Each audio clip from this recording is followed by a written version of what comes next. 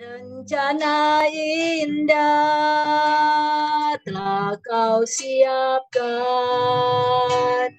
bagi masa depanku yang penuh harapan.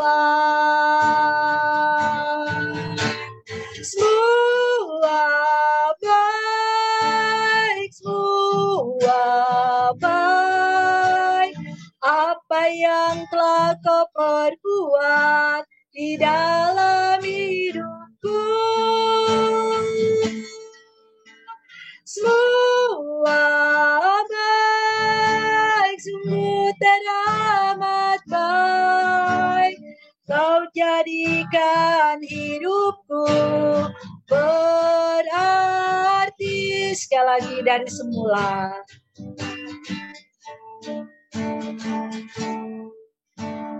Dari semula telah kau tetapkan hidupku dalam tangan-Mu, dalam rencana-Mu Tuhan. Rencana indah telah kau siapkan bagi masa depanku yang penuh harapan. Semua baik, apa yang telah kau perbuat di dalam hidupku. Semua baik, sungguh teramat baik. Kau jadikan hidupku berarti. Kau jadikan hidupku berarti.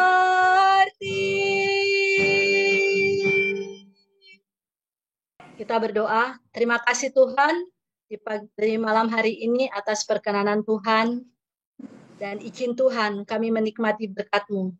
Terima kasih kami akan mengadakan penyembahan kami pada malam hari ini. Biarlah Tuhan berkenan dan Tuhan menguatkan kami semua dalam penyembahan ini. Memimpin kami semua yang akan mengambil bagian kami serahkan ke dalam tangan-Mu. Uraian firman Tuhan yang akan disampaikan oleh Pendeta Fandri juga Tuhan memberkati. Terpujilah nama-Mu Bapa, inilah doa kami serahkan dari awal sampai akhir hanya untuk kemuliaan nama Tuhan.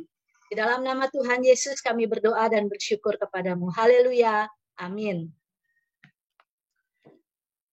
Sebelum kita mendengarkan uraian firman Tuhan yang akan disampaikan oleh Pendeta Fandri Watulinga sebagai Kaprodi Program Studi Teologia, mari kita nyanyikan pujian. Firman-Mu ya dan amin.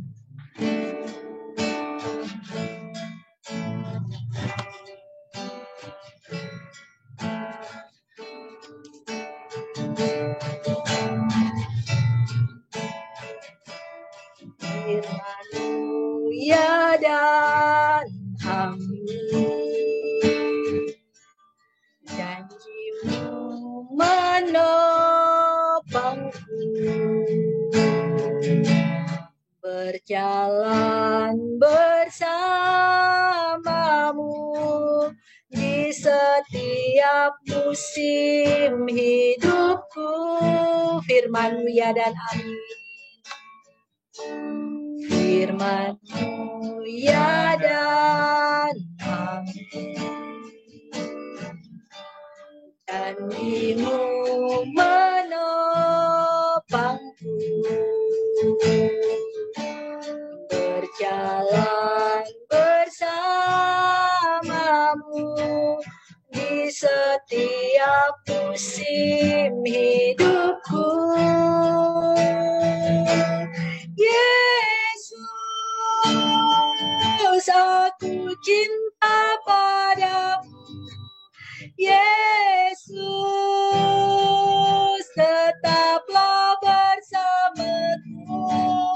Tiada yang dapat menggantikanku. Engkaulah jaminan hidupku. Sekali lagi firman-Mu ya dan amin.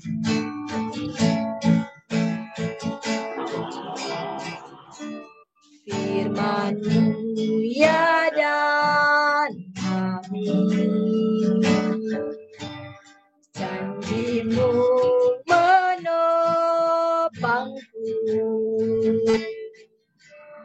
berjalan bersamamu di setiap musim hidupku. Yesus, aku cinta padamu. Yesus, tetaplah bersamaku. Tiada yang dapat menggantikanmu.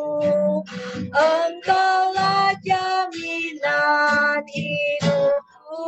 Engkaulah jaminan. Engkaulah jaminan hidupku. Sekali lagi, engkaulah jaminan. Engkaulah jaminan hidupku. Persilakan Pendeta Fandri untuk menguraikan firman Tuhan. Kita berdoa. Bersyukur dan memuliakan Engkau Tuhan. Di malam ini, di pembukaan semester yang akan berjalan ini, kami mau belajar firman Tuhan. Kami memohon, tolong kami Tuhan. Roh Kudus-Mu akan menerangi hati pikiran kami untuk dapat memahami firman ini yang bisa membangun, menguatkan iman kami bersama. Berfirmanlah bagi kami, berbicaralah bagi kami lewat firman-Mu yang telah dituliskan untuk kami. Dan pakailah hamba-Mu ini Tuhan. Dalam nama Yesus. Amin. Terima kasih tentunya atas kepercayaan yang diberikan oleh teman-teman untuk bisa saya menyampaikan firman Tuhan dalam awal pembukaan semester ini. Dan diberikan kesempatan untuk melihat bagian firman Tuhan yang diberi dalam kitab Filipi. Dan khususnya dalam tekanan itu dalam firman Tuhan pasal 20 ayat 22 pasal 1 yang dikatakan dalam firman Allah, tetapi jika aku harus hidup di dunia ini, itu berarti bagiku bekerja memberi buah. Inilah bagian yang dipercayakan untuk saya boleh sampaikan berkenan di awal semester ini. Dalam kitab Filipi ini kita melihat sesungguhnya adalah Paulus sendiri sebagai penulis tentang kitab itu. Dan kita bisa temukan itu dalam pasalnya yang pertama, ayatnya yang pertama. Dan sesungguhnya firman Tuhan jelas diarahkan kepada orang-orang percaya atau orang-orang kudus yang ada di Filipi. Merupakan kota pertama di Makedonia di mana Paulus dia masuk dan melayani dan membangun jemaat Tuhan yang ada di sana.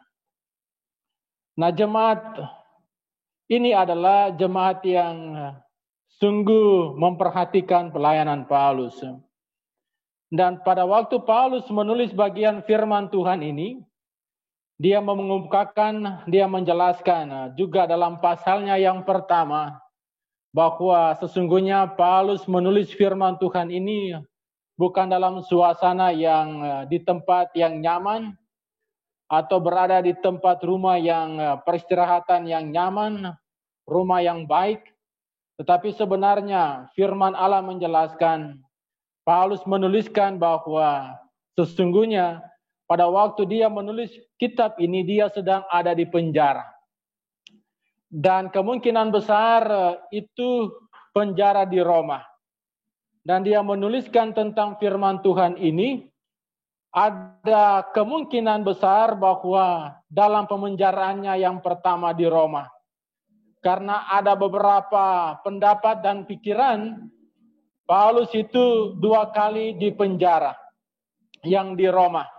Pemenjaraan yang pertama itu diperkirakan di sekitar tahun 59 sampai tahun yang ke-61 atau 62. Di tahun-tahun inilah, dalam pemenjaraan pertama inilah dia menuliskan tentang surat-surat penjara yang kita kenal tentang surat Efesus, Filipi, Kolose, dan termasuk dengan Filemon. Dan pemenjaraan yang kedua adalah diperkirakan di tahun 67 atau 68. Dan disitulah masa daripada akhir tentang kehidupan daripada Paulus, dan dia mengakhiri hidupnya di sana. Nah, dalam pemenjaraannya yang pertama ini, bahwa memang jemaat Tuhan yang ada di Filipi itu sungguh memperhatikan si Paulus ini. Mereka sesungguhnya prihatin dengan kehidupan Paulus yang ada di penjara. Tentu adalah dalam pikiran jemaat, sungguh bukan hal yang menyenangkan orang ada dalam tahanan. Seorang yang benar, seorang yang hidup mengasihi Allah, seorang pribadi yang takut akan Allah, seorang yang sedang melayani dan memberitakan tentang kabar gembira kepada banyak orang. Dia memberitahukan tentang Injil yang sesungguhnya yang bisa memberikan pengampunan dosa. Injil yang satu-satunya di mana orang bisa mendapatkan pengharapan tentang kehidupan yang kekal sesungguhnya. Berita yang sungguh-sungguh berita gembira mengenai pribadi Yesus Kristus yang mati dan bangkit itu yang dia sampaikan. Karena pemberitaan Injil inilah dia membawa yang mengakibatkan dia harus mengalami pemenjaraan. Keadaan situasi ini tentunya membawa rasa keprihatinan tentang kehidupan daripada jemaat. Jemaat memikirkan tentang keadaan mengenai Paulus yang sedang ada di penjara. Dengan bahasa lain, secara manusia mereka berpikir kasihan si Paulus ini. Seorang yang benar harus masuk dalam tahanan di Roma. Orang yang hidupnya mengasihi Allah. Dalam rasa keprihatinan ini tentunya mereka juga bisa berpikir mengenai kebutuhan atau keperluan daripada Paulus. Nah, itulah sebabnya dalam firman Tuhan memberikan penjelasan bahwa jemaat Tuhan yang ada di Filipi ini adalah jemaat yang selalu memberikan bantuan sebenarnya kepada Paulus. Dan Paulus mengakui hal itu. Dan dalam kebiasaan ini, jemaat akhirnya mereka mengumpulkan persembahan. Dan kemudian firman Allah menjelaskan mereka kirim bantuan itu melalui Epafroditus, teman sepelayanan Paulus juga dan yang setia dan yang sungguh mengasihi Allah. Dia membawakan bantuan yang diberi oleh jemaat untuk dibawa kepada Paulus yang ada di Roma. Dalam pemenjaraan yang pertama itu dijelaskan dalam pasal 4 ayat 18 kitab Filipi. Dan sungguh menarik juga bahwa Epafroditus akhirnya dengan membawa bantuan ini, firman Allah mengatakan dia mengalami penderitaan sakit penyakit. Tidak jelas sakit penyakit apa itu, tetapi firman Allah memberitahukan bahwa sakit yang dialami oleh Epafroditus itu dapat mengancam tentang kematiannya. Itu yang dijelaskan oleh Paulus, dituliskan dalam pasal 2 ayat 25 sampai 27. Ini adalah suatu pengorbanan yang telah dilakukan oleh Epafroditus. Dia menemani Paulus dalam tahanan. Barangkali juga karena jangkauan jarak yang jauh harus melalui lautan. Dia mengalami kecapean dan sampai di sana tinggal bersama dengan Paulus. Jadi itu bisa saja membuat tubuhnya lemah dan mengalami sakit. Yang pasti adalah Paulus memberitahukan dan menyampaikan kepada jemaat bahwa memang jemaat juga mendengar berita tentang apa yang dialami Epafroditus, bahwa dia mengalami sakit. Dan Paulus mengatakan sesungguhnya memang benar bahwa dia itu nyaris mengalami kematian. Tetapi oleh karena kasih karunia anugerah dari Allah, dia mengalami kesembuhan. Dan Paulus berkata, firman Allah menjelaskan bukan hanya kepada dia saja, tetapi kepada aku juga. Nah, saudara yang dikasihi oleh Tuhan, dan kita lihat tentang bagian firman Tuhan yang kita akan pelajari bersama-sama dalam pasal ini, dalam pasal 1 ayat 12 sampai ayatnya yang ke-26, di mana ada tema yang diberikan tentang teks yang muncul di situ adalah bagiku hidup adalah Kristus, tetapi jika hidup di dunia ini itu berarti bekerja memberi buah. Itu yang dikatakan dalam kebenaran firman Tuhan. Dalam situasi dan keprihatinan daripada jemaat ini tentang keadaan Paulus, dia menjelaskan, memberitahukan kepada jemaat Allah, memberitahukan kepada jemaat Tuhan yang ada di Filipi. Dia menjelaskan, dia nyatakan bahwa sesungguhnya pemenjaraan aku ini telah menyebabkan kemajuan Injil. Sungguh berita yang sangat menyenangkan. Dia menjelaskan pemenjaraan daripada Paulus ini telah membuat Injil makin dikenal. Itu yang dia jelaskan dalam pasal 12 dan sampai 14. Dalam ayat 12 sampai 14 dalam pasalnya yang pertama. Dia berkata, aku menghendaki saudara-saudara supaya kamu tahu bahwa apa yang terjadi atas ini justru telah menyebabkan kemajuan Injil. Sangatlah jelas di sini, sesungguhnya pemenjaraan Paulus itu tidak menghambat tentang visi yang sudah diemban dan dibawa oleh dia. Dia pergi kemana-mana, melakukan perjalanan pertama, kedua, dan ketiga, membangun jemaat-jemaat, memberitakan tentang Injil, sehingga Injil makin bergema. Banyak orang mendengar dan diselamatkan, terbangun jemaat-jemaat Tuhan yang baru, termasuk jemaat Tuhan yang ada di Filipi, adalah wilayah yang ada di daerah Makedonia. Jadi jemaat sedang berpikir tentang apa yang terjadi bagi dia. Paulus menyampaikan kepada jemaat dengan bahasa lain, dia sedang berkata, aku ingin memberitahukan kepadamu saudara-saudaraku, memang kalian sedang prihatin dengan apa yang aku alami. Saya sedang ada dalam tahanan, tapi saya ingin menyampaikan kepada kalian, saya ingin supaya kalian tahu bahwa pemenjaraan itu telah membuat Injil semakin maju.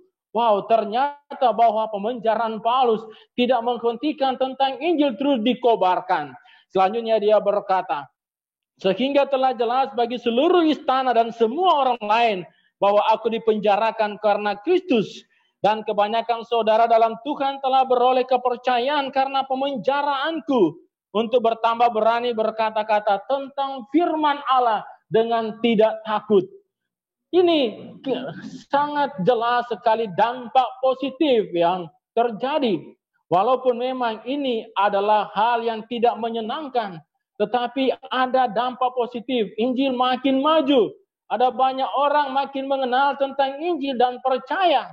Dan dia berkata bahwa pemenjaraannya itu telah membuat banyak orang juga bertambah berani memberitakan tentang Injil yang dia sampaikan tanpa perasaan takut. Luar biasa ini ya. Dia yakinkan kepada jemaat Tuhan.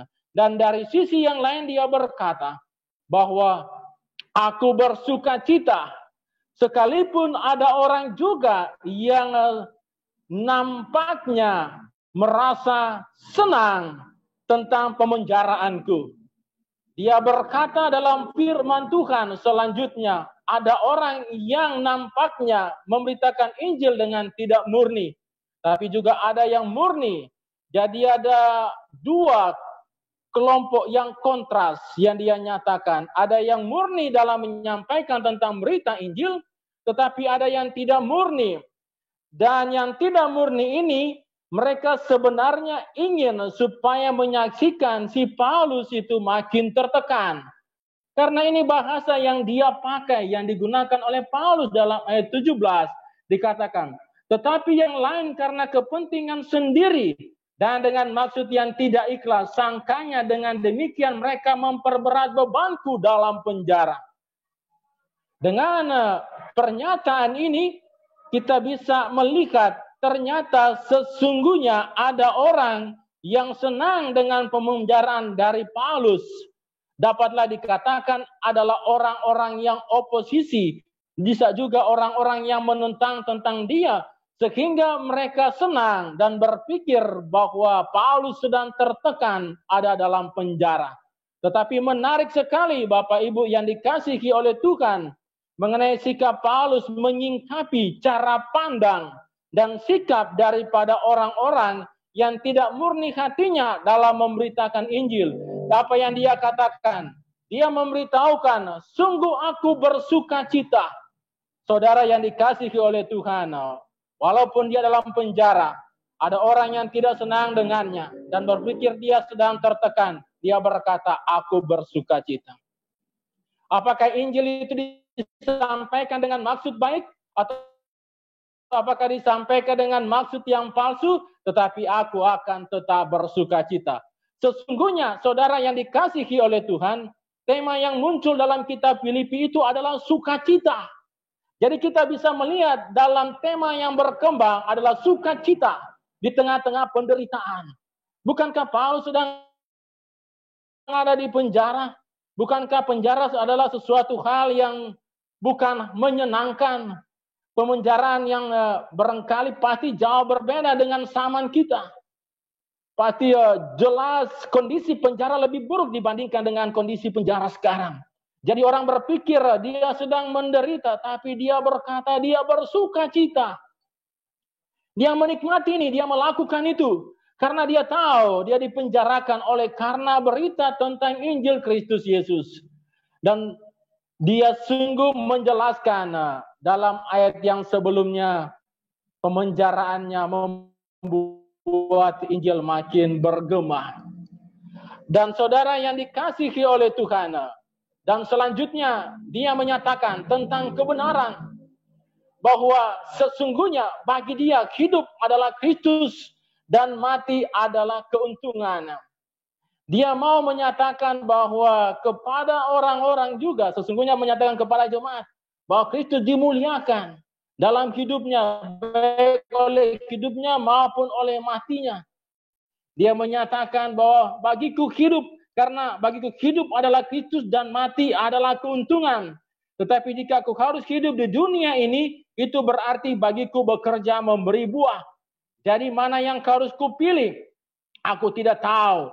Aku didesak dari dua pihak. Aku ingin pergi dan diam bersama-sama dengan Kristus. Itu memang jauh lebih baik. Tetapi lebih perlu untuk tinggal di dunia ini karena kamu. Saudara yang dikasihi oleh Tuhan, sebenarnya ayat sebelumnya dia ada keyakinan bahwa suatu kali dia pasti akan dilepaskan kembali dalam penjara oleh karena doa-doa daripada jemaat Tuhan. Dia menyatakan, aku tidak akan beroleh malu seperti sedia kala. Dengan bahasa lain bahwa pemenjaraannya itu tidak membuat dia merasa malu. Jadi bukan sesuatu hal yang salah, dia tahu dia dipenjarakan. Tetapi dia memuliakan Allah. Dan dia yakin bahwa dia akan dilepaskan oleh karena doa daripada jemaat. Dan memang saudara yang dikasihi oleh Tuhan, dalam pemenjaraannya yang pertama di Roma, dia dilepaskan di sekitar tahun 61 atau tahun 62. Dan 67 atau 68 dia kembali dipenjarakan di Roma. Dan itu kita sudah lihat. Nah saudara yang dikasihi oleh Tuhan, dan dia menyatakan, bagiku hidup adalah Kristus dan mati adalah keuntungan. Tetapi jika aku harus hidup di dunia ini, itu berarti aku memberi buah. Jadi mana yang harus aku pilih? Aku tidak tahu. Aku ingin pergi dan diam bersama dengan Allah, itu memang jauh lebih baik. Tetapi hidup dunia ini untuk kamu. Nah saudara yang dikasihi oleh Tuhan, bahwa memang kehendak itu dia serahkan kepada Allah. Apakah dia akan mengalami kematian atau dia masih hidup, dia serahkan hidupnya kepada Allah. Dia memandang seandainya kematian itu akan menjadi bagian hidupnya, dia melihat adalah sesuatu hal yang untung. Jadi bukan hal yang rugi. Jadi bagi dia adalah ketika dia mati itu untung karena dia akan tinggal dan bersama-sama dengan Allah. Dan dia berkata itu masih jauh lebih baik. Dan dia mau memilih, dia berkata aku tidak tahu. Jadi memang itu kembali kepada Allah. Apakah Allah izinkan dia lagi untuk mengalami hidup atau dia akan mengalami kematian. Tetapi yang penting adalah bagi dia, kalau Allah izinkan lagi untuk dia bisa mengalami kehidupan, maka dia akan memberi buah. Nah, saudara yang dikasihi oleh Tuhan, memberi buah dalam bagian ini, saya coba melihat ada ahli yang menyatakan bahwa buah ini adalah berkaitan dengan bagian daripada pelayanan pemberitaan tentang Injilnya.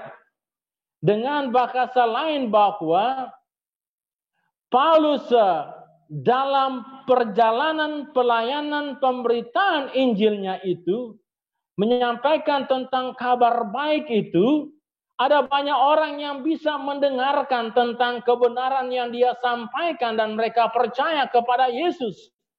Dengan bahasa lain bahwa dia sedang melihat kalau Allah izinkan dia untuk bisa hidup lebih lama lagi, berarti dia ada kesempatan lagi untuk bisa berjalan di tempat-tempat yang lain dan memberitakan tentang Injil Kristus Yesus. Dan dengan demikian ada banyak orang yang bisa percaya dan menerima Kristus Yesus sebagai Tuhan dan Juru Selamatnya. Nah, saudara yang dikasihi oleh Tuhan, jadi ini menunjukkan tentang buah-buah daripada kebenaran yang dia sampaikan yang membawa orang percaya kepada Yesus Kristus. Juga bisa dikatakan tentang orang-orang yang percaya. Jadi ini yang dia harapkan supaya dalam kehidupan dia yang Allah izinkan untuk dia bisa nikmati dalam kehidupannya, dia mau supaya dia terus bisa menghasilkan buah dengan menyaksikan bagaimana orang-orang bisa melihat Kristus dalam hidupnya. Sebagaimana yang dia katakan, bagiku hidup adalah Kristus dan mati adalah keuntungan.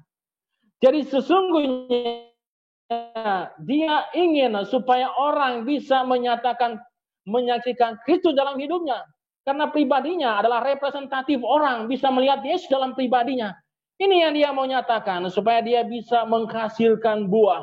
Jadi kalau Allah izinkan lagi dia untuk terus menikmati kehidupan, Allah izinkan dia keluar di penjara dan dia akan terus melayani Allah, melakukan pelayanan dan memberitakan Injil dan bisa menghasilkan buah, bisa melihat jiwa-jiwa yang baru yang memberi diri dan percaya kepada Tuhan Yesus Kristus. Nah, inilah Bapak Ibu Saudara yang dikasihi oleh Tuhan, walaupun dalam penderitaan dia bersuka cita karena dia tahu Injil terus bergema. Dan sekalipun kalaupun dia bisa menikmati hidup diizinkan oleh Tuhan lagi, maka dia akan memberi buah, memberitakan tentang Injil, membiarkan orang menyaksikan tentang Kristus dalam hidupnya. Nah, saudara yang dikasihi oleh Tuhan, bagaimana dengan kehidupan kita sekalian? Kita yang masih diizinkan oleh Allah untuk menikmati kehidupan di dunia ini.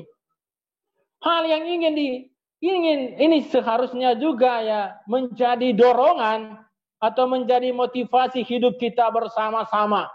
Bahwa Allah yang mengizinkan kita di dunia ini, dia mau juga sebenarnya kita bisa menghasilkan buah. Bagaimana caranya supaya bisa menghasilkan buah? Dan tentunya adalah biarkan orang menyaksikan tentang Kristus dalam hidup saudara. Dan firman Allah berkata bahwa kita bagaikan cermin yang bisa dilihat dan dilihat oleh orang lain. Dan juga bagaikan tulisan di mana orang bisa membacanya. Jadi ini adalah sikap hidup saudara di mana orang bisa melihat Kristus dan kita terus menyampaikan dan coba berusaha untuk menyampaikan berita Injil itu. Karena bagaimana orang bisa mendengarkan tentang Injil kalau tidak ada orang yang mendengarkan, tidak ada orang yang menyampaikannya. Bagaimana mereka bisa percaya kalau tidak ada orang yang memberitahukan tentang kebenaran itu. Nah, mahasiswa, ya kita dalam proses belajar masih semester ini daring. Dan tentunya saudara harapan bahwa Anda di mana saudara bergabung, dan dimanapun saudara pergi, harus coba pikirkan ini tentang komitmen daripada Paulus. Coba pikirkan tentang sikap daripada Paulus yang kiranya ini bisa mendorong dan memotivasi hidup saudara untuk terus berkomitmen untuk mengejawantakan atau mewujud nyatakan Kristus dalam hidup saudara, dalam pelayanan saudara, dalam kehadiran saudara dimanapun saudara pergi dan berada, dan terus memberitakan tentang kasih karunia dari Allah, memberitakan tentang Injil itu kepada banyak orang. Sebagaimana komitmen daripada Paulus, dia menyatakan bahwa ini ya, jika aku hidup di dunia ini, itu berarti aku mau memberi buah. Nah, kiranya kebenaran firman Tuhan ini memberikan dorongan bagi saudara, bisa memberikan motivasi bagi saudara sebagai mahasiswa-mahasiswi. Saudara belajar, saudara terpanggil untuk datang belajar di STTI Manado ini.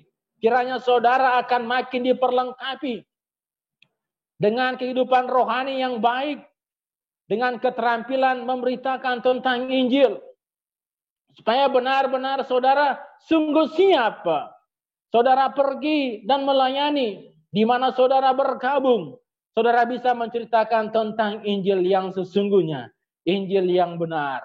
Kiranya kebenaran firman Tuhan ini, kiranya dengan motivasi dan komitmen Paulus menjadi dorongan dan semangat bagi saudara, bagi mahasiswa-mahasiswi dan kita sekalian untuk terus mewujud nyatakan pribadi Kristus dalam hidup kita sekalian, dan juga mendorong kita untuk menceritakan tentang berita Injil, karena untuk itulah kita dipanggil supaya kita bisa menghasilkan buah. Nah, kiranya firman Tuhan ini bisa memberkati kita sekalian. Terima kasih. Mari kita berdoa. Terpujilah Engkau Tuhan, Allah kami. Kami bersyukur kami boleh merenungkan, memikirkan dan melihat firman Allah.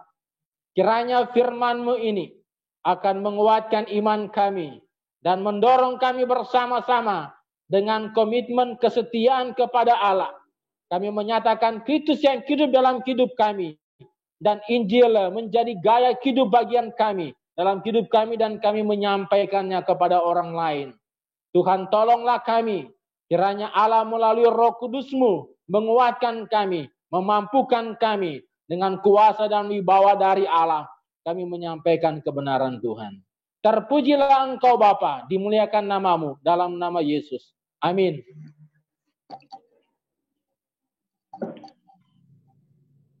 Terima kasih Pendeta Vandri Watulingas yang telah menguraikan firman Tuhan, mendorong kita untuk terus hidup di dalam terang Tuhan, kita bersukacita walaupun dalam keadaan apapun.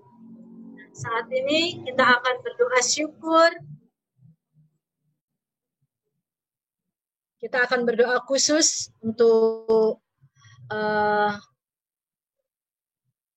sekolah kita dan juga untuk rencana-rencana ke depan, juga Dies Natalis ini, dan minta kesediaan dari Pendeta Yobert Sumanti untuk berdoa bagi kita semua.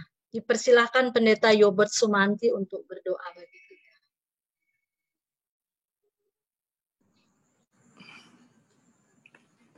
Kita berdoa. Tuhan, kami bersyukur untuk kebaikan-Mu.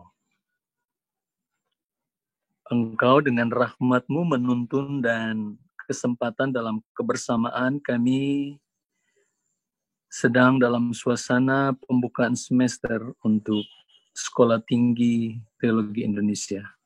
Tapi juga ada Dies Natalis untuk ke-51. Semua ini karena rahmat anugerah-Mu, dan semua ini karena kasih dan penyertaan pemeliharaan-Mu. Kami mau datang dan mau menghentar sekolah ini supaya sungguh menjadi alat-Mu. Pribadi-pribadi, para dosen, pimpinan yang ada, bahkan seluruh mahasiswa-mahasiswi, memposisikan hidup mereka di dalam penghentaran-Mu, supaya mereka pun akan melihat pribadi mereka yang dipanggil oleh Allah dan membekali diri dengan ilmu yang patut untuk mereka pegang dan mereka perjuangkan. Dan di atas semuanya supaya dalam proses ini iman mereka akan mendominasi perjalanan kehidupan mereka, sehingga dari kehidupan yang beriman mereka boleh melakukan kewajiban, tugas, dan hal-hal yang patut dilakukan, termasuk keputusan-keputusan hidup mereka. Baik sebagai dosen, pengajar, pimpinan, staf, dan mahasiswa. Dengan iman itu yang dimiliki oleh karena Kristus, memotivasi, menghentar kami untuk melakukan yang patut, bahkan yang terbaik di matamu. Tolong supaya kami konsisten dalam melakukannya, memenuhkan hal-hal yang perlu, sehingga pribadi-pribadi kami akan sungguh ada dalam kebersamaan ini, dari lembaga ini, untuk fokus memuliakan Engkau, dan kami boleh mencapai hal-hal yang patut dari proses itu sebagai anugerah-Mu.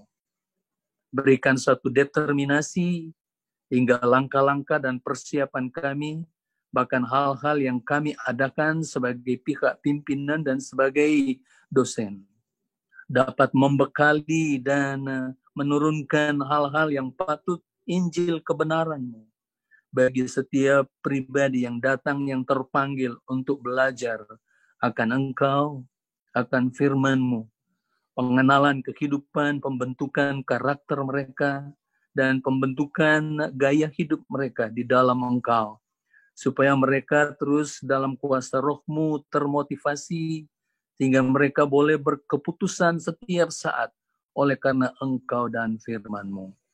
Kami memohon supaya kiranya melalui lembaga ini akan membentuk orang-orang yang berkepribadian, berkarakterkan Kristus dalam hidup mereka. Kami syukuri Bapa, dan lembaga ini kami letakkan sebagai yang diperkenan Allah, dan kami ada di dalamnya berkiprah untuk sungguh fokus kepadamu, sehingga dapat mengemban semua tugas, tanggung jawab, kewajiban yang harus kami lakukan, supaya Engkau memberikan kemampuan, memberikan kerendahan hati, memberikan ketabahan, memberikan banyak aspek dari kehidupan kami untuk menjadi berkat bagi orang lain. Bapa, kami syukuri dan letakkan semua hidup kami, supaya kami boleh saling menjadi berkat, baik yang mengajar maupun yang belajar, baik yang memimpin maupun yang dipimpin. Dan semua proses itu kiranya boleh tercipta karena kuasa kasih-Mu meliputi kami oleh karena iman yang kami miliki di dalam Engkau. Terpuji nama-Mu, kami syukuri lembaga ini yang sudah membilang ke-51, dan ini disnatalisnya. Kami syukuri karena itu adalah berkat kasih penyertaan-Mu dan masih eksis dengan segala pergumulannya. Kami letakkan secara khusus untuk pergumulan akreditasi dari lembaga ini dengan 3 disiplin ilmu yang patut untuk kami dari mata pemerintah, tetapi kami tahu di mata-Mu Engkau melayakkan kami untuk membentuk setiap pribadi yang beriman untuk menjadi alat-Mu, menjadi pribadi-pribadi yang berkarakterkan Kristus, untuk memperjuangkan dan menjadi alat kebenaran-Mu, membawa Injil-Mu kemanapun mereka pergi dalam panggilan kasih karunia Allah. Bapa, kami syukuri lembaga ini. Kami bersyukur untuk setiap mahasiswa yang sudah terpanggil dalam pergumulan-pergumulan mereka. Tuhan memberikan pertolongan, dan supaya mereka boleh berpikir secara patut di dalam Engkau, dan dapat menghadapi semua tantangan, kesukaran, kesulitan yang mereka alami dalam proses membekali diri sesuai panggilan kasih karunia-Mu itu. Para dosen dan setiap pimpinan supaya dapat mengemban tugas yang patut dilakukan, mewujudkan itu untuk memuliakan Allah saja. Terpuji nama-Mu, kami syukuri lembaga ini, kami syukuri panggilan-Mu, kami syukuri setiap dosen dan setiap mahasiswa, kami syukuri setiap staf yang ada, kami syukuri juga setiap keluarga yang saling menopang dalam proses untuk kami berkiprah di dalam lembaga ini. Terpuji nama-Mu. Kami berdoa dan bersyukur di dalam Kristus Tuhan kami. Amin. Terima kasih Pendeta Yobert Sumanti yang sudah mengantar kita dalam doa syukur sebagai Kepala Prodi S2 Teologi. Terima kasih. Dan saat ini kita akan menutup ibadah kita. Dan nanti doa tutup akan disampaikan oleh Pendeta Jendri Kewas. Sekali lagi doa tutup nanti akan disampaikan oleh Pendeta Jendri Kewas. Namun sebelumnya kita akan memuji Tuhan. Waktu Tuhan pasti yang terbaik. Bila Kau izinkan segala sesuatu terjadi dalam tuntunan dan penyertaan Tuhan.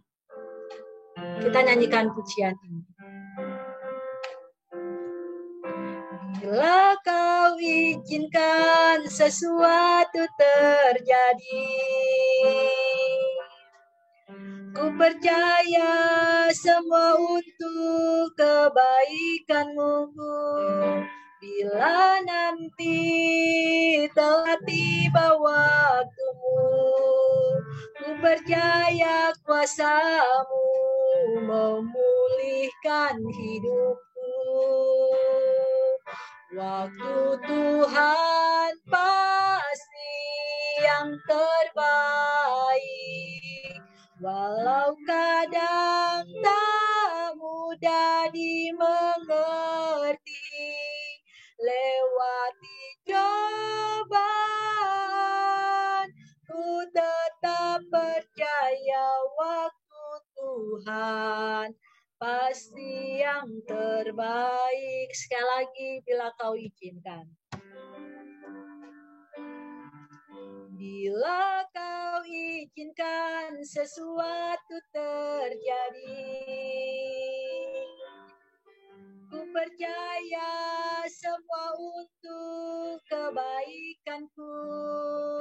Bila nanti telah tiba waktuku, ku percaya kuasa-Mu memulihkan hidupku.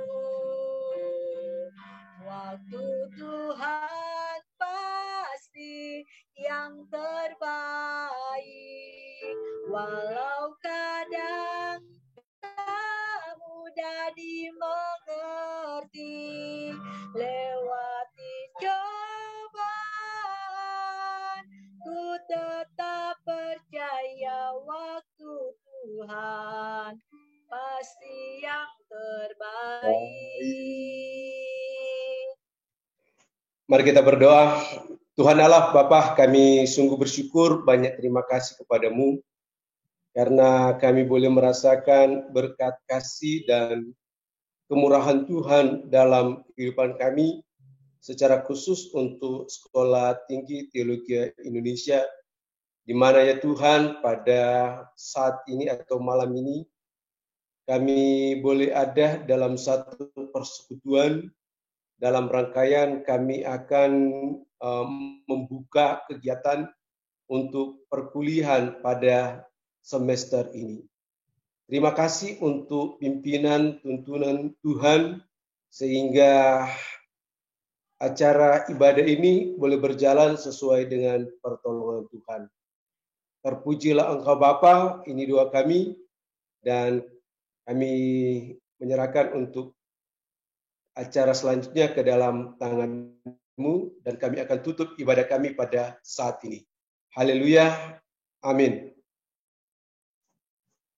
Terima kasih Pendeta Jendri Kewas sebagai Wakil Ketua 4 bidang pelayanan.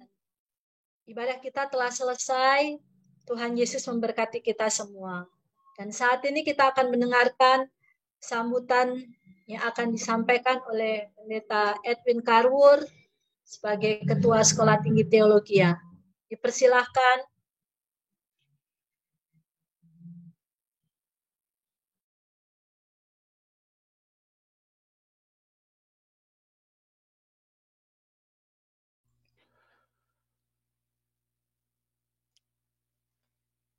Oke, baik. Terima kasih Ibu Titin.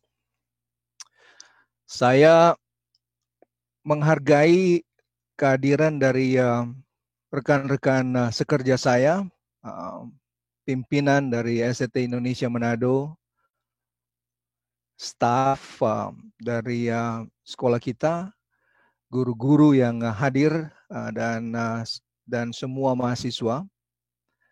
Ini adalah berkat yang sangat besar. Saya diberkati dengan lagu-lagu yang kita nyanyikan bersama-sama tadi. Diberkati dengan firman Tuhan dan doa yang disampaikan. Mungkin karena saya sangat merindukan Manado dan Anda semua, sehingga saya sungguh-sungguh dikuatkan dengan semua yang lagu yang kita nyanyikan, doa yang kita sampaikan, dan firman Tuhan yang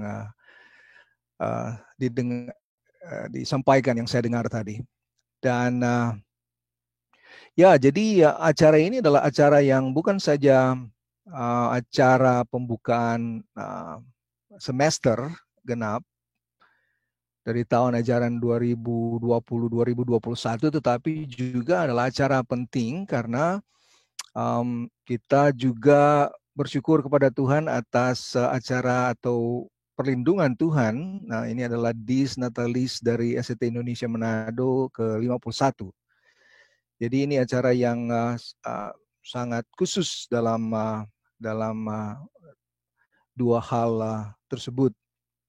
Dan kita memuji Tuhan untuk hal tersebut. Dan pada saat ini saya mau menyampaikan, dan saya juga mau ingatkan bahwa Pendeta Spencer tidak bisa hadir dalam acara ini karena beliau sedang melakukan perjalanan ke Maluku Utara. Dan secara pribadi saya mau menyampaikan ucapan terima kasih untuk Pendeta Fandri Watulingas tadi yang sudah menyampaikan firman Tuhan. Dan memang topik atau tema dari acara kita yaitu pembukaan semester dan Dies Natalis ke-51 dari SDT Indonesia Manado ini sangat cocok dengan keadaan sekarang. Karena selama 10 bulan sudah kita menjalani kehidupan seperti ini. Kita sebenarnya berharap tahun lalu supaya, kami semua berharap pada tahun lalu supaya kita bisa melakukan tatap muka dalam hal pelaksanaan proses belajar mengajar pada semester ini, tetapi dengan keadaan yang belum memungkinkan, sehingga kembali semester ini kita harus laksanakan dengan cara daring. Dan jadi saya pikir pada kesempatan ini yang saya mau sampaikan sebagai ketua sekolah, dan saya sungguh-sungguh bangga dan memuji Tuhan atas kesempatan menjadi ketua dari Sekolah Tinggi Teologi Indonesia Manado. Dan saya menganggap itu sangat penting, tugas yang sangat penting, dan saya bersukacita sekali lagi atas kesempatan memimpin sekolah ini, sekolah yang sangat baik. Dan sekarang yang saya akan sampaikan, saya pikir adalah bagaimana kita menavigasi atau melanjutkan usaha untuk menavigasi kehidupan kita dalam kapasitas kita masing-masing, baik sebagai pimpinan, sebagai staf, sebagai guru-guru, dan sebagai mahasiswa dari keluarga besar SDT Indonesia Manado dalam ke arah masa yang akan datang. Kita berharap supaya Tuhan menolong supaya pandemi ini bisa cepat selesai, tetapi ketika Tuhan mengizinkan kita untuk menjalani itu, kita perlu untuk memikirkan tentang bagaimana kita menavigasi kehidupan selanjutnya dalam keadaan seperti ini. Dan ada 2 atau 3 hal saya pikir yang mau saya sampaikan sekarang. Yang pertama, adalah sangat penting bagi kita untuk mendasari kehidupan kita dengan firman Tuhan, supaya kita mampu untuk melanjutkan usaha kita menavigasi hidup dalam kehidupan yang seperti yang kita sudah jalani selama 10 bulan terakhir ini. Kehidupan yang belum atau tidak pernah kita alami sebelumnya, tapi sekarang kita alami. Dan firman Tuhan adalah kekuatan utama, sumber utama bagi kita untuk mampu melaksanakan atau menjalani kehidupan pelayanan kita dengan baik sekarang dan masa-masa yang akan datang. Firman Tuhan tadi sangat menolong kita. Dan kemarin saya berkhotbah di satu gereja baptis. Nah, saya tidak pergi, hanya rekam khotbah saya dan kirimkan, karena pemerintah di provinsi kami di Kanada meminta supaya gereja-gereja tidak melaksanakan kebaktian bersama dulu karena adanya new spike atau infeksi-infeksi baru yang jumlahnya tinggi sekali.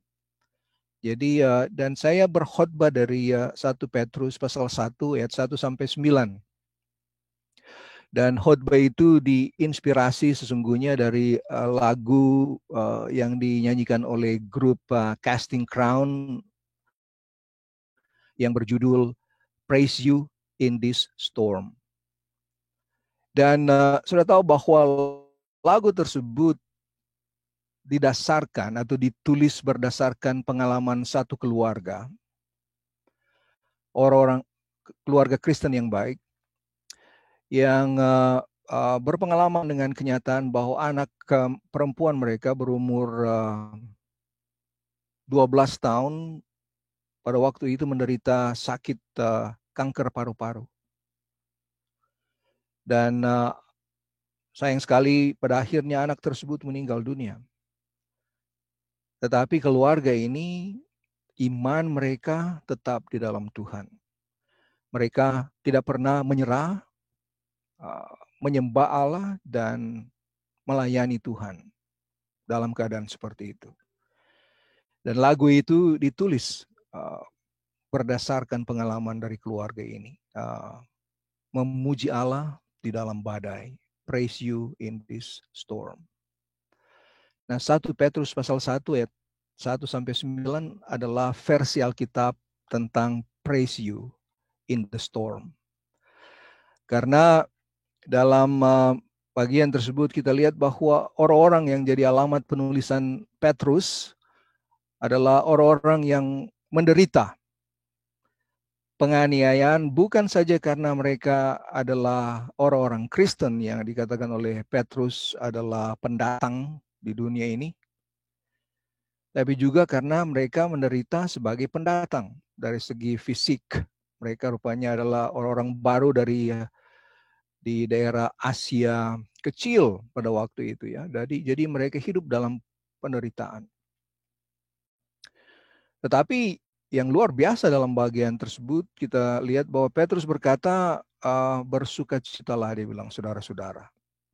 Kemudian juga dia berkata bahwa pujilah Tuhan.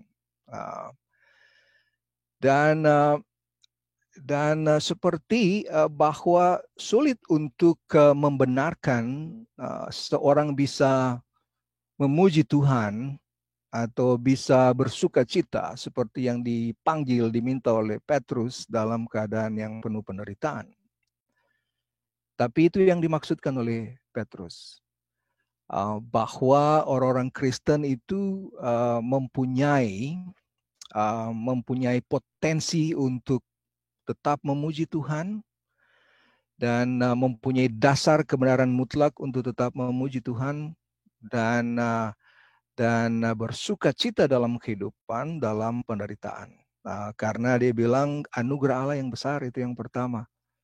Dia bilang anugerah Allah di dalam Kristus telah membawa kita tidak menerima apa yang kita layak terima, yaitu penghukuman kekal, tapi kita justru mendapatkan apa yang kita tidak layak untuk dapatkan, yaitu keselamatan kekal dan kehidupan baru. Jadi itu salah satu contoh bahwa memang firman Tuhan adalah satu-satunya yang kita butuhkan dalam rangka menavigasi kehidupan kita selanjutnya, baik sebagai pimpinan, sekali lagi sebagai guru, sebagai staf, sebagai mahasiswa. Biarlah firman Tuhan terus kita jadikan sebagai landasan utama bagi kita. Firman Tuhan itu luar biasa. Saya baru saja selesai pada bulan Desember berkat dorongan dari Pak Jeff Guy Hart membaca keseluruhan Alkitab, dan sekarang sudah mulai lagi dengan kitab Kejadian. Jadi baca lagi, karena firman Tuhan adalah luar biasa. Jadi saya mau dorong saudara-saudara untuk terus menjadikan firman Tuhan sebagai landasan kehidupan Anda pada waktu menjalani kehidupan pelayanan selanjutnya pada masa yang sulit ini. Kemudian yang kedua, saya pikir yang saya mau sampaikan adalah kenyataan bahwa walaupun kita selama 10 bulan terakhir ini menghadapi masa-masa yang berat, tetapi berkat Tuhan tidak pernah berhenti untuk kehidupan keluarga besar STT Indonesia Manado. Okay? Karena Tuhan secara jelas saya saksikan secara konkret, secara real memberkati kita dengan cara yang kita tidak pernah minta, bahkan tidak harapkan. Berkat besar dari Tuhan. Tuhan mencukupkan kebutuhan kita secara finansial. Tuhan menolong para pemimpin, guru-guru, staf, dan mahasiswa untuk mampu menjalani semester yang lalu dengan baik, yang melebihi daripada yang kita harapkan. Karena dari 124 mahasiswa yang mendaftar, yang mampu untuk lolos semester tersebut adalah 87, jumlah yang saya pikir tinggi, dan kita perlu bersyukur untuk berkat tersebut. Memang kita berduka terhadap beberapa mahasiswa yang tidak bisa melanjutkan itu. Kemudian juga dari segi akreditasi yang sudah didoakan tadi oleh Pendeta Yobert Sumanti, kita sedang mengalami kemajuan yang besar. Okay? Jadi kami mempunyai target bahwa pada awal tahun ini, 1 atau 2 bulan yang akan datang, dan kita perlu terus berdoa bahwa ketiga dokumen akreditasi, yang pertama itu institusi, STT Indonesia Manado sebagai institusi, kemudian S2 kita, Magister Teologi, dan S1 Teologi bisa mendapatkan status akreditasi yang lengkap dalam jangka waktu yang tidak begitu lama lagi. Kami sudah membuat banyak sekali kemajuan dan kita perlu bersyukur kepada Tuhan terhadap hal tersebut. Jadi wisuda kita sudah sangat dekat. Kami belum bisa mengumumkan kapan itu, tetapi kami akan tetap bekerja keras untuk mencapai itu, dan itu adalah berkat dari Tuhan. Dan prospek pembangunan secara fisik kita miliki sekarang, seharusnya kita, dan ada banyak sekali berkat. Tuhan menolong kita mempersiapkan dana yang kita butuhkan untuk membangun asrama yang baru, sudah lengkap. Sayang sekali kita harus menunda pembangunannya. Kemudian ada juga kesempatan-kesempatan untuk meningkatkan fasilitas kita, misalnya guest house di bawah, kemudian fasilitas kantor kita akan ditingkatkan, dan hal-hal yang lain di mana Tuhan terus memberkati kita. Okay? Dari segi pembangunan fisik. Juga nanti akan ada usaha training dan pembelajaran untuk melakukan pemuritan besar-besaran. Okay? Dan akan dimulai dengan, kan ini sebagai promosi juga, kami ada surat Efesus misalnya yang ditawarkan pada semester ini, berhubungan dengan gerakan pemuritan yang besar tersebut, dan ada usaha-usaha yang lain di mana kita akan melaksanakan tanggung jawab pemuritan untuk keseluruhan bangsa kita yang besar, yang kita cintai. Dan kita akan berperan besar, atau STT Indonesia akan berperan besar dalam usaha tersebut. Mudah-mudahan kita bisa lakukan itu baik pada saat ini dan saat-saat yang akan datang. Jadi ada banyak prospek sebenarnya yang kita miliki. Kita syukuri itu, dan ini kiranya bisa mendorong kita untuk melihat ke depan dan bekerja keras. Kemudian itu yang kedua. Yang ketiga, yang terakhir yang saya mau sampaikan adalah bahwa karena kita masih sekarang melaksanakan semua kegiatan secara online, saya pikir berdasarkan pengalaman semester yang lalu adalah sangat penting bagi kita untuk bersikap proaktif, oke? Baik sebagai pimpinan, sebagai guru dan staf, dan juga secara khusus sebagai mahasiswa. Adalah sikap proaktif adalah sangat penting. Nah, kita harus bekerja keras karena ingat pembelajaran online itu kualitasnya tidak sebaik ketika kita bertemu muka dengan muka. Dan cara untuk menjaga kualitas yang baik adalah semua pihak harus bertanggung jawab dan memberikan respon yang proaktif. Artinya ikuti semua kegiatan pembelajaran dengan baik, tulis semua tugas saudara dengan baik, dan usahakan untuk terus belajar hal-hal yang baru, supaya saudara akan meningkatkan diri saudara sendiri. Jadi itu yang saya mau dorong. Yang kedua adalah saya mau mendorong Anda semua untuk melayani keluarga Anda masing-masing dan gereja saudara masing-masing. Pada saat ini keluarga kita dan gereja kita dan orang-orang di sekitar kita membutuhkan pelayanan dari kita semua. Jadi ketika khotbah itu disampaikan oleh pendeta Fandri tentang hal memberi buah pada waktu kita masih hidup, dan juga apa yang disampaikan oleh Petrus bahwa memuji Tuhan dan bersuka cita, sebenarnya DP terjemahannya adalah kita harus berani, artinya hati-hati dalam hal menjaga kesehatan kita, tetapi juga jangan sampai masalah ini mengurangi keberanian kita untuk melayani orang-orang yang ada di sekitar kita, yang Tuhan berikan, oke? Baik itu dalam keluarga, tetangga kita, dan juga dalam jemaat. Layani mereka, dan satu hal yang saya mau titipkan yang terakhir, bahwa kasih adalah yang terpenting pada masa kini. Dalam keadaan seperti ini, sudah tahu bahwa istilah kasih itu dalam Alkitab tidak pernah bermaksud atau tidak mengandung arti teori.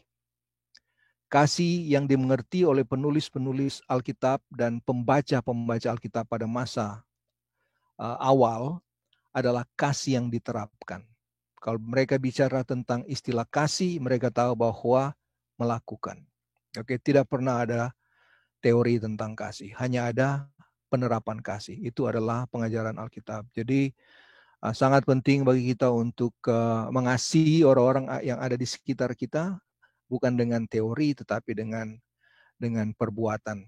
Saya tahu Tuhan memberikan kita berkat-berkat, lakukan hal-hal yang konkret kepada orang-orang yang Tuhan berikan di sekitar kita pada masa-masa yang sulit seperti ini. Jadi itu yang saya mau sampaikan dalam sambutan ini. Dan sekali lagi sebagai ketua, saya mau menyatakan bahwa saya bangga dan bersyukur terhadap tanggung jawab besar memimpin STT Indonesia Manado, keluarga besar yang kita cintai. Dan sesudah ini akan ada pengumuman dari wakil-wakil ketua, kemudian juga dari ketua-ketua prodi, dan nanti juga akan ada penyampaian dari ketua BEM saudara Joshua untuk hal-hal tertentu yang perlu disampaikan untuk kita mengerti atau mampu melaksanakan program pembelajaran sepanjang semester ini dengan baik. Oke, jadi perlu saudara dengarkan semua pengumuman-pengumuman tersebut, banyak yang bersifat sangat praktis supaya navigasi dari semester ini sekali lagi bisa tereksekusi dengan baik. Oke, jadi dengan sukacita dan dengan pujian kepada Tuhan, dengan semangat untuk terus berbuah dalam masa-masa yang sulit, saya mau membuka semester genap tahun ajaran 2020-2021 STT Indonesia Manado, dan dengan harapan bahwa kita akan berhasil karena berkat Tuhan. Sampai jumpa pada waktu kami telah kembali di sana. Terima kasih banyak.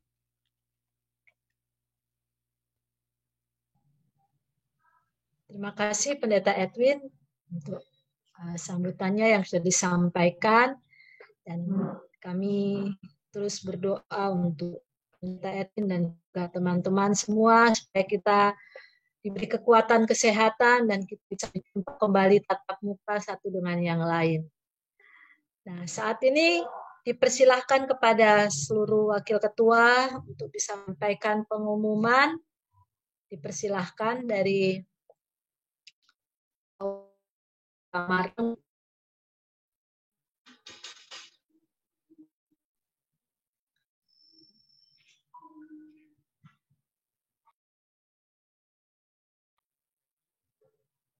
Dari wakil ketua 2 dulu. Pak Odi, dipersilahkan Pak Odi. Oke, terima kasih untuk kesempatan ini. Saya ingin menyampaikan himbauan kepada seluruh mahasiswa yang sudah melakukan kewajibannya untuk semester baru. Terima kasih pembayarannya. Dan kepada mahasiswa yang mungkin hadir pada hari ini, yang belum sempat melakukan pembayaran untuk mengaktifkan pengisian KRS, masih ada kesempatan. Silakan untuk melakukan pembayaran terlebih dahulu. Dan apabila seluruh mahasiswa yang melakukan pembayaran melalui aplikasi Shopee atau Tokopedia, maka pengisian KRS itu secara otomatis. Jadi bagi bagian keuangan tidak akan memverifikasi, tetapi pengisian KRS secara otomatis bagi mereka yang melakukan pembayaran Shopee atau Tokopedia. Tapi bagi mereka yang melakukan pembayaran baik transfer, maka terlebih dahulu akan menghubungi ke bagian keuangan untuk mengaktifkan pengisian KRS. Dan untuk himbauan berikut, bagi mahasiswa yang akan mengunjungi sekolah, kampus, harap melakukan protokol kesehatan sehingga kita bisa aman semuanya. Saya pikir dari keuangan cukup penyampaiannya. Terima kasih.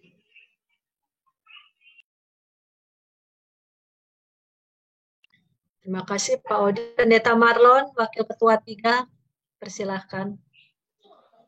Oke, terima kasih. Nah,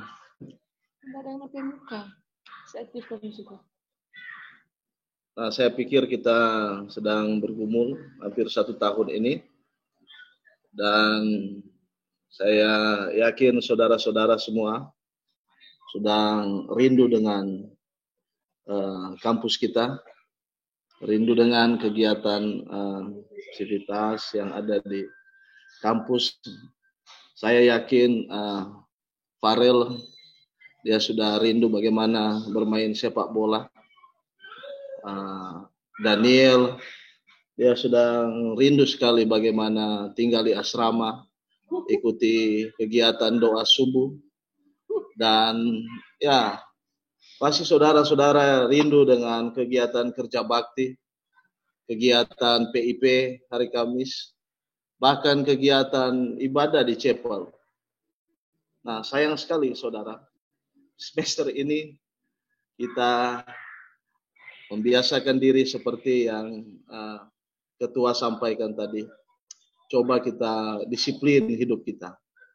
Apa yang saudara sudah lakukan selama ini bagi mahasiswa senior, mahasiswa di atas semester 4, terus lakukan itu. Bagi mahasiswa yang baru, cobalah berusaha menyesuaikan dengan apa yang menjadi kegiatan kebiasaan yang membentuk kehidupan kita di kampus ini. Nah, yang berikut yang saya mau ingatkan, meskipun kita tidak ada kehidupan tinggal di kampus, tapi disiplin yang kedua yang saudara harus perhatikan, semua aturan saudara tahu. Kecuali yang mahasiswa baru, saudara boleh bertanya bagaimana setiap aturan-aturan yang ada di ruang lingkup keluarga besar Sekolah Tinggi Teologi Indonesia di Manado. Nah, memang selama hampir 1 tahun ini ada banyak keterbatasan bagi kami untuk mengontrol kehidupan saudara. Tapi ini yang saya mau ingatkan, jikalau saudara ada kendala, ada masalah, ada pergumulan, saudara boleh konsultasi dengan kami. Bukan hanya dengan saya, tapi ada banyak juga dosen. Baik itu dosen dalam kelas saudara, maupun dosen perwalian, bimbingan, silakan saudara untuk menyampaikan. Saudara harus proaktif. Saudara sekarang sebagai mahasiswa, jadi saudara harus proaktif. Nah, yang berikut saudara, yang saya mau ingatkan bagi kita sekarang ini untuk lebih hati-hati lagi, bukan karena kita berhadapan dengan pandemik yang hampir 1 tahun ini, tetapi dengan cuaca yang ekstrim beberapa hari terakhir ini. Kalau saudara ada urusan dengan pihak sekolah, silakan lewat online.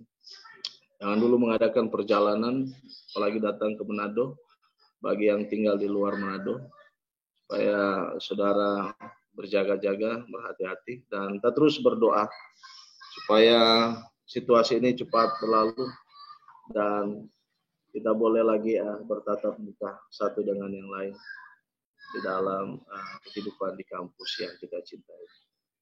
Mungkin ini dari saya. Silakan kalau ada tambahan dari rekan-rekan pimpinan, silakan. Terima kasih Pendeta Marlon. Diberi kesempatan kepada Pendeta Jendri Kewa sebagai Wakil Ketua 4 bidang pelayanan, dipersilahkan. Oke, terima kasih untuk kesempatan yang diberikan kepada saya. Sehubungan dengan beberapa hal yang perlu saya informasikan. Yang pertama berhubungan dengan yang weekend. Karena situasi yang sedang terjadi sekarang ini, yaitu COVID-19, yang mengharuskan kita ada di tempat masing-masing atau di rumah kita masing-masing, maka untuk pelayanan dilakukan di gereja masing-masing. Jadi lakukan di gereja masing-masing. Jadi bukan lagi disebut weekend, tetapi pelayanan mingguan untuk selama COVID ini. Jadi yang pertama sehubungan dengan pelayanan mingguan ini, silakan saudara bagi mahasiswa baru, karena ini sifatnya sebagai mahasiswa, saudara menyatakan diri bergabung di gereja di mana saudara ada. Jadi bergabung di mana gereja saudara ada, begitu juga dengan mahasiswa lanjutan. Jadi bergabung di mana di gereja di mana saudara ada. Jadi silakan.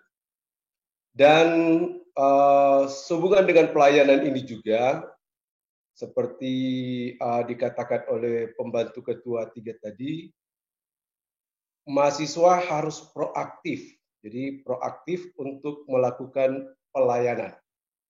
Jadi bukan hanya proaktif dalam hal-hal yang seperti yang disampaikan oleh pembantu Ketua 3, tetapi juga proaktif dalam pelayanan. Jadi silakan berkonsultasi dengan gembala atau pendeta saudara untuk kalau boleh ya meminta diri untuk dengan meminta diri kepada gembala atau pendeta atau badan pengurus gereja supaya saudara dapat digunakan, dipakai di dalam pelayanan. Jadi jangan hanya berdiam diri atau kalau ada kesempatan jalan-jalan di tempat lain atau di gereja-gereja lain. Jadi pergunakan kesempatan ini karena kesempatan ini adalah kesempatan yang cukup baik karena disinilah saudara dilatih atau melatih diri untuk melakukan pelayanan secara khusus untuk semester 2 dan semester 3. Jadi silakan. Karena memang sekarang sifatnya ada juga yang gereja-gereja online, ya minta supaya saudara bisa diberikan kesempatan untuk terserah mau jadi apa saja dalam kegiatan ibadah tersebut. Itu yang pertama. Yang kedua, berhubungan dengan PIP, ya ini memang agak sulit untuk PIP atau pemberitaan Injil secara pribadi, tetapi silakan seluruh mahasiswa untuk dapat melakukan, tetapi harus mengikuti protokol kesehatan atau COVID-19 yang ada. Supaya ya karena memang pada intinya kita menjaga jarak supaya tidak terkena atau terpapar COVID. Jadi usahakan seperti itu. Lalu yang ketiga, karena ini kegiatan pelayanan tentunya harus perlu dievaluasi. Jadi harus perlu dievaluasi. Makanya kami dari bidang pelayanan akan membuat buku pembimbing pelayanan yang isi di dalamnya adalah sekaligus saudara menulis kegiatan apa yang saudara lakukan nanti akan diberikan evaluasi oleh gembala dan bidang pelayanan. Jadi itu yang jadi kami nanti diusahakan untuk semester ini semua mahasiswa akan dapat buku pembimbing pelayanan mahasiswa. Saya akan usahakan untuk dikirim kepada seluruh mahasiswa. Oke, mungkin itu yang saya bisa sampaikan. Terima kasih. Terima kasih Pendeta Jendri. Pengumuman. Kalau ada dari Prodi Pendidikan Agama Kristen, dipersilahkan Pendeta Jason.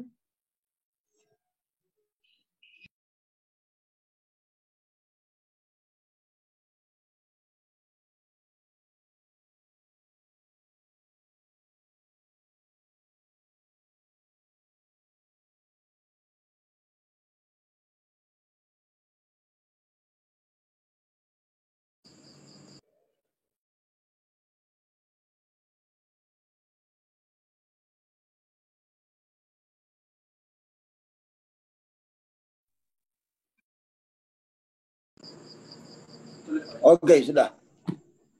Jadi rupa tadi ini. Ya, mungkin satu dari saya. Tadi ada mahasiswa tadi dan kemarin ya, ada mahasiswa yang konfirmasi hubungan dengan KRS, penulisan KRS. Jadi saya pikir juga ini berlaku dengan dosen-dosen pembimbing yang lainnya. Untuk penulisan KRS, jadi sebaiknya saudara hubungi dosen pembimbing saudara. Karena kalau tidak, saudara akan kesulitan nanti. Apalagi semester 2 ya. Semester yang baru masuk, jadi peserta didik yang baru masuk dan semester 2. Ada yang bilang sama saya, pendeta boleh kontrak atas. Saya bilang harus kontrak mata kuliah yang ada di semester saudara. Kalau semester 2, semester 2. Karena kalau saudara langsung kontrak atas, saudara akan kesulitan nanti. Setelah saudara semester lebih banyak, saudara akan kesulitan. Jadi sekali lagi, bagi saudara yang akan kontrak mata kuliah, sebaiknya saudara mengambil mata kuliah sesuai dengan semester saudara. Kalau saudara sudah di atas semester 5, saudara tetap harus konsultasi dengan dosen pembimbing. Apa itu lewat WA, telepon, atau apa, yang penting saudara harus konsultasi. Jadi mungkin itu yang bisa saya sampaikan. Terima kasih Pendeta Jason. Di Pendeta Fandris, teologi ada yang diucapkan.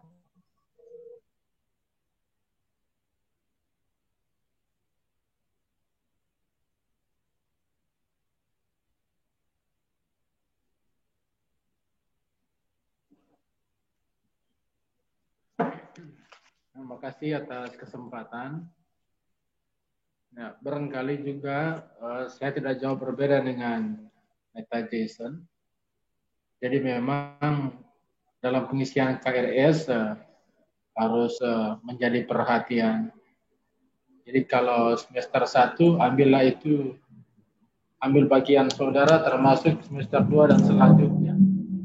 Dan memang yang jadi kesulitan ke depan bagi saudara mahasiswa adalah kalau ketika saudara mengambil kontrak mata kuliah dan kemudian tidak tuntas atau saudara dapat nilai yang kurang memuaskan.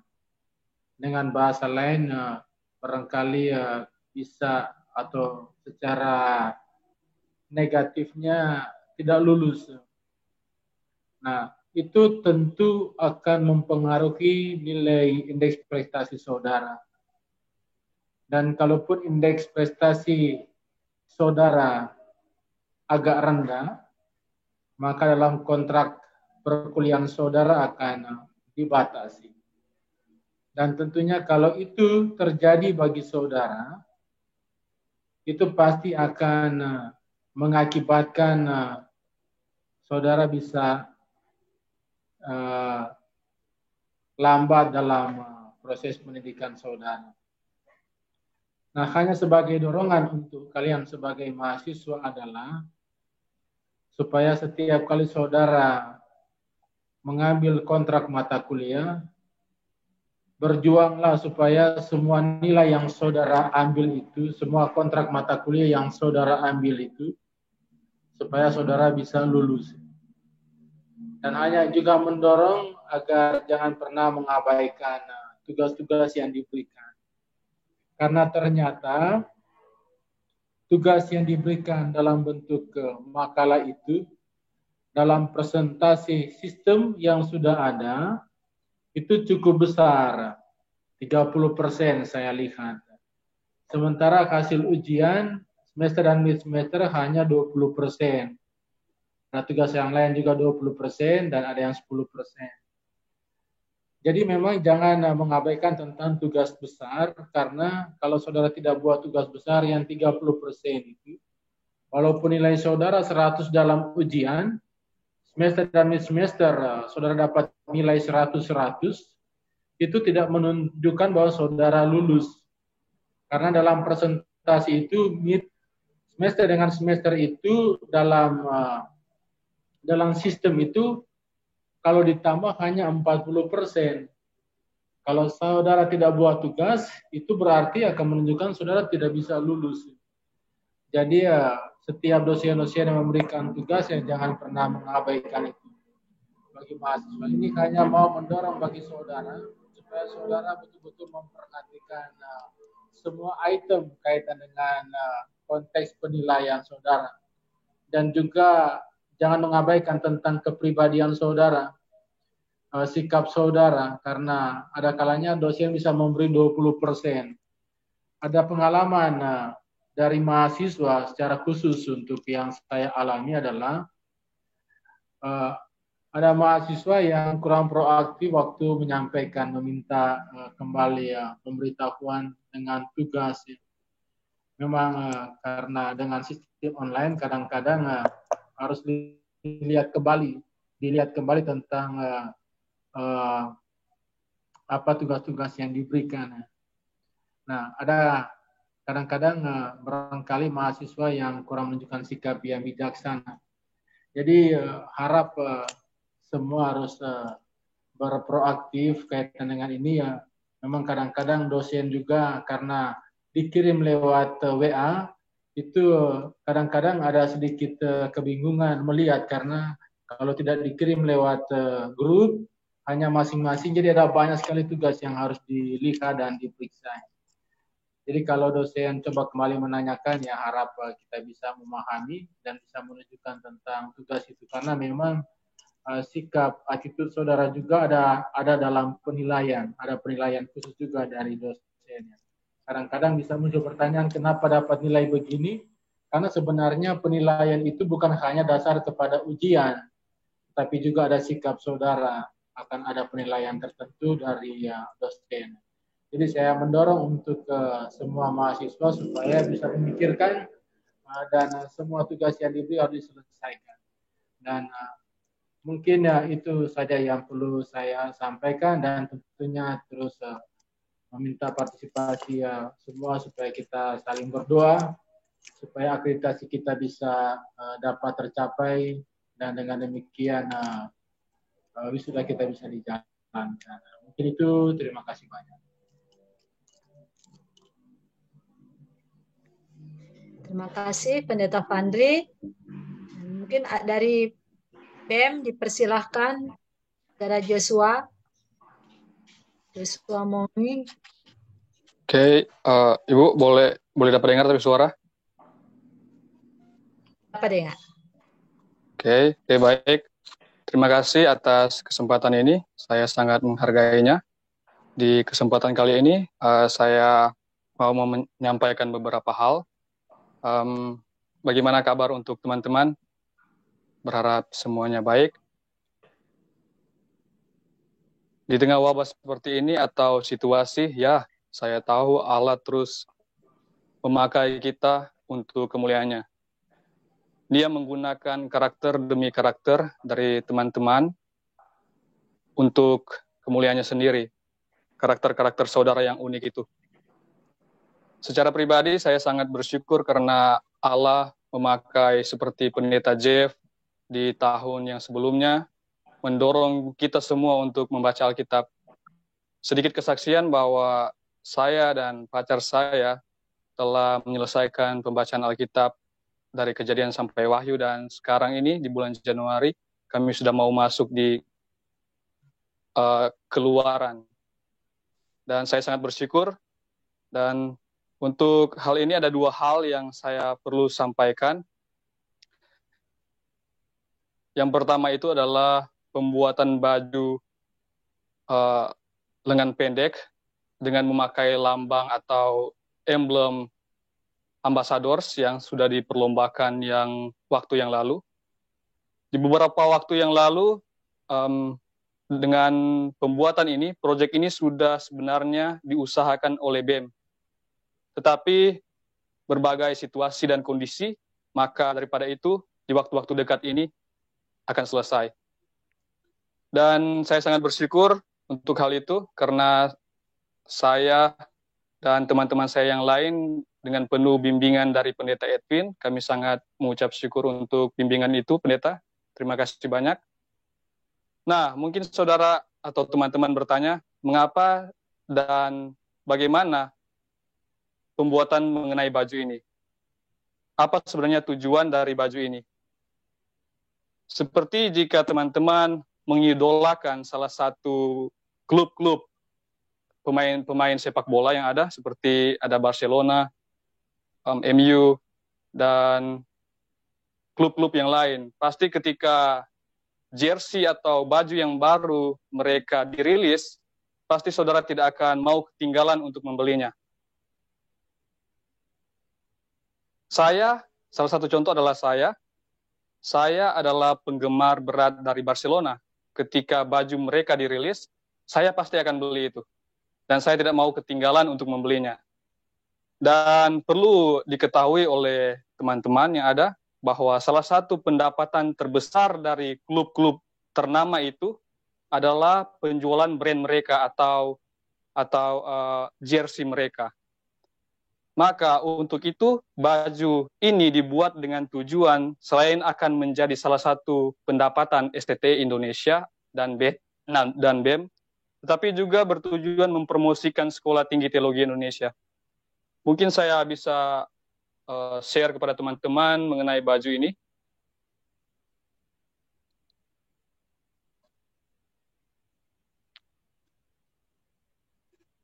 Oh maaf, nanti saya kirim lewat WA saja di grup. Nanti teman-teman bisa lihat di sana karena ada sedikit masalah di sini.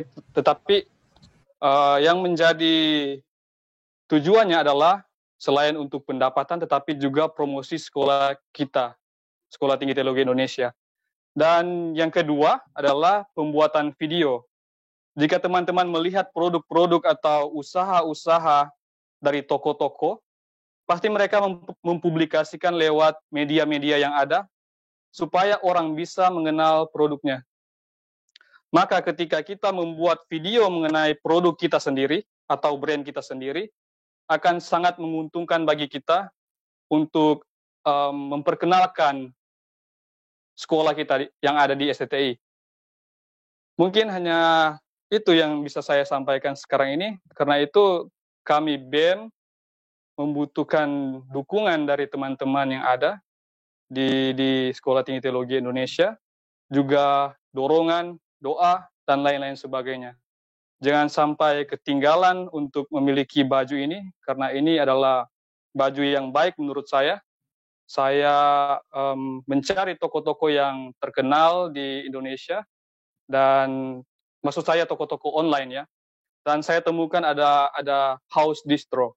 Dan salah satu brand yang mereka miliki, mereka menggunakan sablon Discard. Ada 3 jenis sablon yang ada di Indonesia, yaitu yang pertama adalah Rubber, Plastisol, dan Discharge. Dan yang paling baik di antara ketiga ini, saya sudah mempelajarinya di beberapa sumber, adalah Discharge. Nah, untuk baju yang akan dirilis mungkin di bulan depan, adalah sablon Discharge. Maka daripada itu jangan lewatkan untuk baju ini untuk saudara miliki, dan supaya baju ini bisa dikenal banyak orang, maka kita akan membuat suatu video. Tetapi saya juga butuh bantuan dari teman-teman yang ada supaya bisa berkontribusi bersama dalam proyek ini. Demikian, hanya itu yang bisa saya sampaikan. Terima kasih. Terima kasih Joshua Mongi sebagai Ketua Badan Eksekutif Mahasiswa yang sudah menyampaikan pengumuman, dan kita akan dengarkan juga pengumuman dari Bapak Leo Sibi. Dipersilakan Pak Leo, waktu dan kesempatannya. Terima kasih Bu Tin dan teman-teman pendeta itu yang telah memberikan kesempatan untuk memberikan pengumuman. Mungkin beberapa pengumuman singkat. Yang pertama, untuk teman-teman yang S2 itu ada jadwal kuliah tanggal 15 sampai 19 Februari, eksposisi 1 dan 2 Samuel. Ini akan diajarkan oleh pendeta George Martin PhD dari Kanada. Nanti untuk informasi detailnya akan saya share via grup S2. Itu yang pertama. Yang kedua, berdasarkan evaluasi dari bagian akademik, maka dirasa perlu untuk memperlengkapi teman-teman berhubungan dengan training atau seminar penulisan makalah, dan termasuk di dalamnya penggunaan tata bahasa. Dan karena itu kita akan menjadwalkan untuk training penulisan karya tulis ilmiah. Nanti training ini akan diikuti oleh seluruh mahasiswa, semua diwajibkan untuk mengikuti, termasuk mahasiswa teman-teman yang akan atau sudah masuk sebagai mahasiswa penulis skripsi, dan juga teman-teman prodi S2 kita akan mengikuti bersama kegiatan ini. Jadi kegiatan seminar penulisan makalah dan karya tulis ilmiah ini sifatnya wajib diikuti oleh seluruh mahasiswa baik S1 maupun S2. Mungkin ini 2 pengumuman yang bisa saya sampaikan. Terima kasih. Terima kasih. Jika masih ada pengumuman dari dosen-dosen yang lain, dipersilahkan.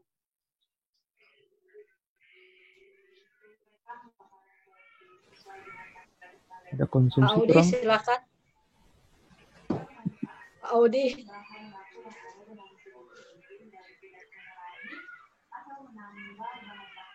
Oke, terima kasih. Untuk kesempatan ini mungkin tadi saya lupa.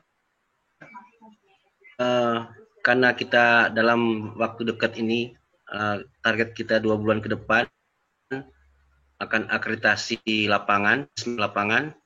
Jadi apabila asesor akan datang, asesmen lapangan, kemungkinan ada mahasiswa yang akan dipanggil secara sampel. Yang pasti mereka akan menanyakan itu untuk visi misi institusi atau visi misi pendidikan agama Kristen atau teologi. Jadi saya menghimbau seluruh mahasiswa untuk visi misi seandainya akan diperlukan. Itu yang dari saya apabila kita akan perlu untuk asesmen lapangan. Terima kasih. Terima kasih.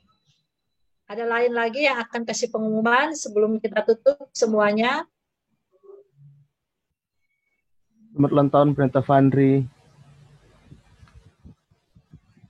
Oh ya, Pendeta Fandri selamat ulang tahun. Oke, makasih. Tuhan Yesus memberkati. Thanks a lot.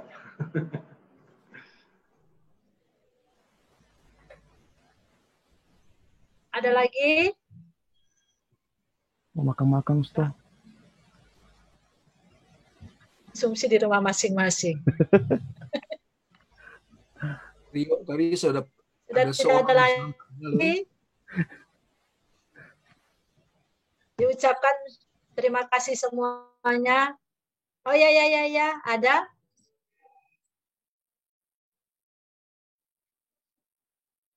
Keluar di tuku. Audio saya lagi.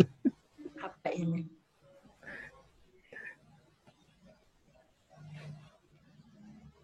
Sebutin sugelap.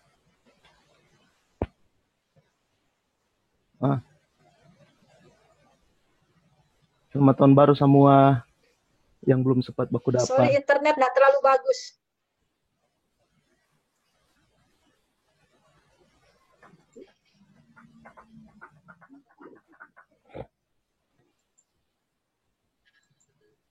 Sudah selesai? Bagaimana Pendeta Edwin? Selesai semua? Oke, terima kasih banyak. Tuhan memberkati. Ya, selamat pagi, siang, dan selamat malam untuk kita semua. Sampai kita berjumpa dalam pertemuan online yang lain. Tuhan Yesus memberkati. Bye-bye.